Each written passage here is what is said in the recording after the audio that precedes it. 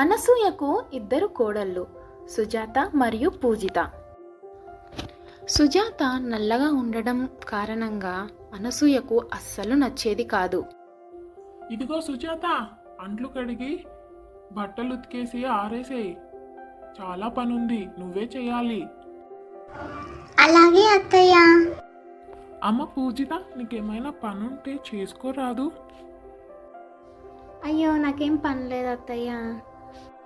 సుజాత అది చూసి చాలా బాధపడేది. కానీ ఏదో ఒక రోజు తన అత్త మారుతుందని నమ్మకంగా ఉంటూ ఉండేది.